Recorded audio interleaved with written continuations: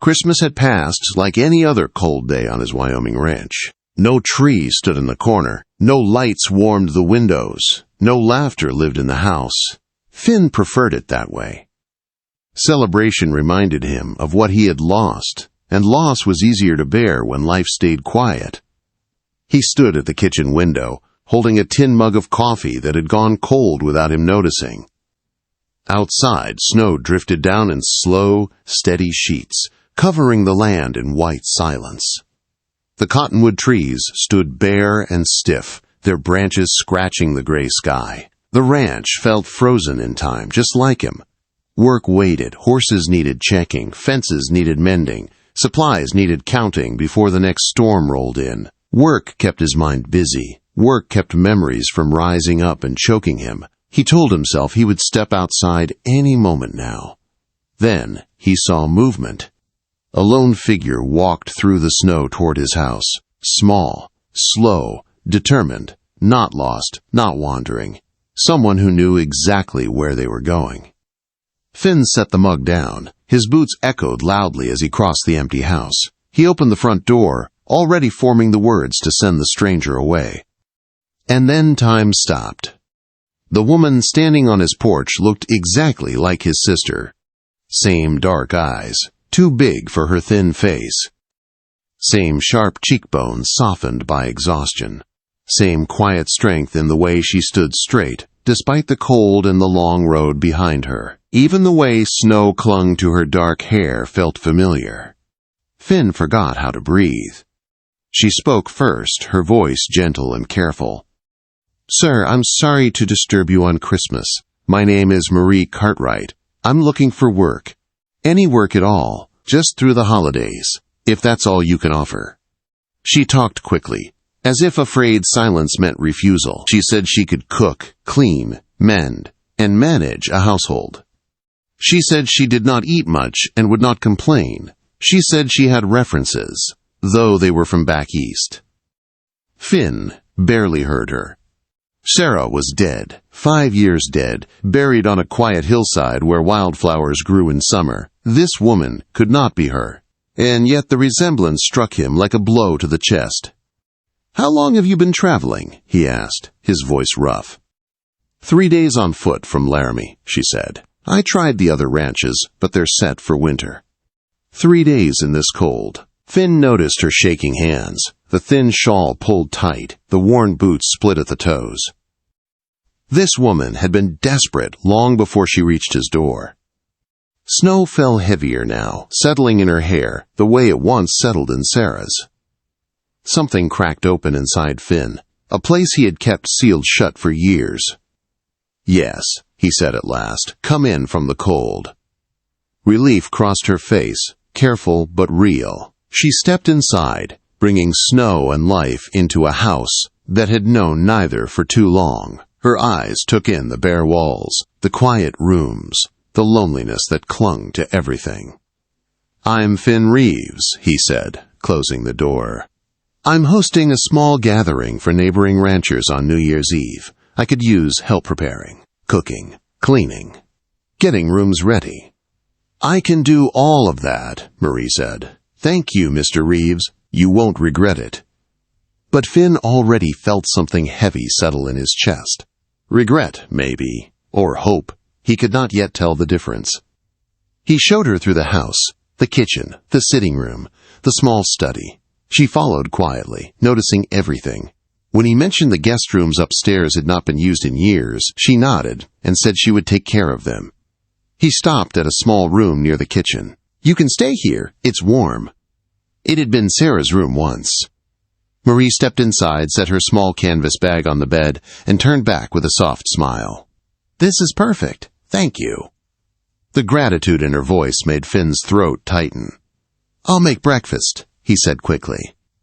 She tried to protest, but he turned away. He needed distance, needed motion, needed to not look at her face. In the kitchen, he stoked the fire with shaking hands. What had he done? He had invited a stranger into a life he had carefully emptied of feeling. A woman who looked like his dead sister, a reminder he had never asked for. When he glanced down the hallway, he saw her silhouette in the doorway of her room. The tilt of her head, the line of her shoulders, exactly the way Sarah used to stand. Finn looked away. This would be simple, he told himself. She would work. He would pay her fairly. She would leave after New Year's. His life would return to its quiet emptiness. But as he cracked eggs into a pan, he knew the house already felt different, filled with soft sounds, with presence, with someone alive. And somewhere deep inside, a question stirred that frightened him more than loneliness ever had. Was this mercy or punishment? He did not yet know. The house did not stay quiet for long. By mid-morning, Marie moved through the rooms with quiet purpose. She did not rush, but she did not waste time either. Finn watched from the hallway as she wiped dust from windows that had not binn cleaned in years. Pale winter light spilled inside, touching corners that had lived in shadow for too long. She hummed softly while she worked, a low, gentle tune Finn did not recognize. The sound settled into the house like something meant to be there. I found evergreen branches in the barn, Marie said without turning around. And a crate of old decorations. May I use them? Quote. Finn's chest tightened. Those decorations had belonged to Sarah. He had packed them away after that last Christmas and never touched them again. Yes, he said. Just be careful. I will, Marie replied. He believed her. By afternoon, the house no longer felt like a place abandoned by joy. Evergreen boughs hung above doorways. Simple wooden ornaments caught the light. Candles rested on every windowsill, unlit but waiting. The air smelled faintly of pine instead of dust. Finn retreated to his study, pretending to work through ranch records. In truth, he kept finding himself standing in the doorway, watching Marie move.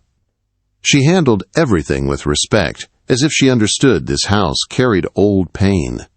When she moved to the kitchen and began making bread, the smell hit him hard, yeast, and warmth, and memory. Sarah had baked bread on winter days just like this.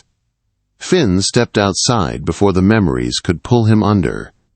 He rode out to check the cattle, staying longer than needed, letting cold wind burn his face and clear his head. When he finally turned back, dusk had settled over the land. The sight stopped him. Every window of the house glowed with candlelight. Smoke rose from the chimney. The place looked alive, like a home. Finn sat frozen on his horse, heart pounding. Part of him wanted to turn away. It felt dangerous to go back inside, dangerous to want something again. But someone was waiting there. He rode home. Supper passed quietly. Marie served stew and fresh bread, then began cleaning without being asked. When she finished, she started toward her room.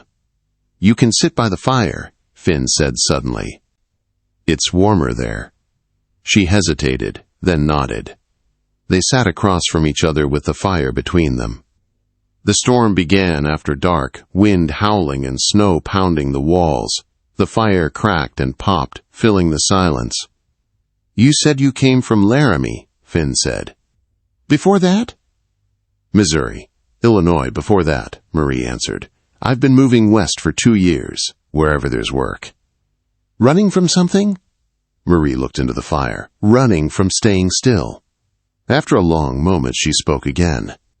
I lost my family to fever, my husband and my little girl, a week apart. Finn felt the words land deep in his chest. My sister died the same way, he said. 5 years ago. Marie turned to him then, understanding, filling her eyes. That's why you hired me. Yes. I remind you of her. He nodded. For a moment, I thought she'd come back. I'm not her, Marie said gently. I know. They sat with the truth between them. That's why you live alone, Marie said. Because everyone reminds you of what you lost. Finn stared at the fire. I failed her. I promised I'd keep her safe. That isn't failure, Marie said. That's grief. Grief doesn't excuse hiding from life. She stood then, pulling her shawl tighter. If my husband could speak to me now, he wouldn't want me to stop living because he couldn't. Her words stayed with Finn long after she went to her room. The blizzard trapped them for 2 more days. They talked more during those hours, not deeply at first, then slowly closer to the pain. Marie told him about her daughter's laugh. Finn told her about Sarah's dreams of teaching. They did not fix anything. But something shifted. On the morning the storm cleared, Marie went upstairs to clean the guest rooms. Finn was in his study when she appeared in the doorway holding a small leather-bound book. "I found this," she said. It was tucked behind the headboard. Finn's world tilted. Sarah's diary. The one he had searched for and never found. His hand shook as he reached for it. "I'm sorry," Marie said quickly. "I didn't realize what it was." "Just leave it," Finn snapped. Marie froze. Hurt crossed her face before she hid it. "Of course," she said quietly. She turned and walked away. Finn sat alone, the diary heavy in his hands. He wanted to throw it into the fire, wanted to keep it closed forever. Instead, he opened it. Sarah's words spilled out. Hopeful, bright, alive. He read every entry, forced himself to face it all. The last page broke him. She wrote that she did not blame him, that she hoped he would live, not just survive. Finn's vision blurred. He had spent 5 years punishing himself for a guilt she never gave him. And now he had hurt Marie. He stood and went to her door. Lamplight shone beneath it. He heard the sound of packing. She was leaving. Finn raised his hand to knock, lowered it. Fear won. He returned to his study and sat through the night, trapped between the sister he had lost and the woman he was losing. By dawn, he knew one thing. If he let Marie walk away, he would be choosing death all over again. Finn did not sleep. He sat at the kitchen table as dawn crept across the snow, Sarah's diary open in front of him. Her words echoed in his mind, clear and unforgiving. She had not blamed him. She had wanted him to live, and instead he had spent 5 years turning her memory into a cage. From down the hall came the quiet sound of movement, a drawer closing, cloth folding. Marie was packing. Finn stood before fear could stop him. He crossed the hallway and knocked once on her door. "Marie," he said. "It's Finn. Please, can we talk?" Silence stretched long enough for him to believe he was too late. Then the door opened a few inches. Marie stood there with tired eyes and a guarded face. She had been crying. He could see it in the tight way she held herself, braced for disappointment. "I owe you an apology," Finn said. "And the truth. Will you hear me out?" Quote. She studied him for a moment, then opened the door wider. "I'm listening." They sat at the kitchen table as pale morning light filled the room. Finn held the diary with both hands, like something sacred. "I failed my sister," he began. "At least, that's what I told myself. I promised my mother I'd protect Sarah. When she got sick, I rode through a blizzard trying to reach a doctor. I couldn't make it. She died, believing I would." His voice broke, but he did not stop. "I buried her and shut the world out. I thought living alone was the price I had to pay." He opened the diary and read Sarah's final words aloud. That she did not blame him, that she wanted him to live fully, that she hoped he would be happy. Marie covered her mouth, tears spilling freely. "She forgave you," she whispered. "I never forgave myself," Finn said, "and yesterday, when you found this, I lashed out because facing that truth hurt more than the guilt." He looked at her then, really looked at her. "You came here needing work. I hired you because you reminded me of my sister. That was wrong. But keeping you here because I see you for who you are now feels right." Marie's hands trembled in her lap. "I don't want you to stay because you look like Sarah," Finn said. "I want you to stay because you're Marie, because you understand loss, because you brought life back into this house, because I don't want to hide anymore." The words hung between them. "You want me to stay," Marie said slowly, "not just through New Year's." "Yes, as long as you want. As yourself." She looked down, then back up, tears shining in her eyes. "I've been alone a long time," she said. "I don't know how to stop."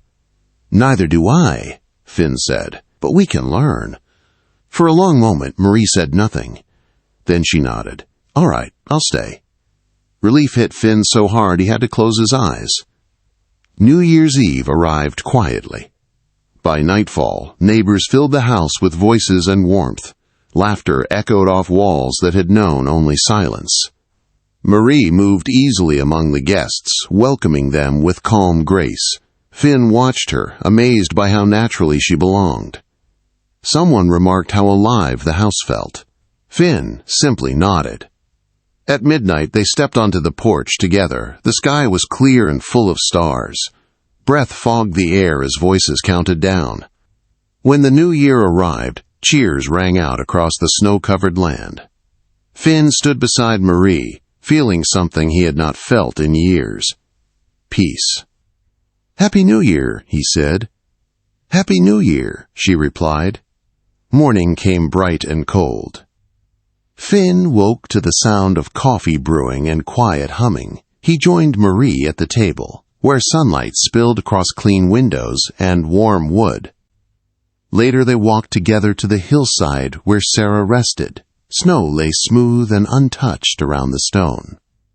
Finn spoke of his sister, not with pain this time, but with gratitude. Marie listened, her hand resting lightly at his side. "She would have wanted this," Marie said, "for you." "I know," Finn said. "I'm finally ready." They walked back to the house side by side, their footprints crossing the snow together. Inside, warmth waited. Finn closed the door behind them. For the first time in 5 years, the ranch was not a place of ghosts. It was home.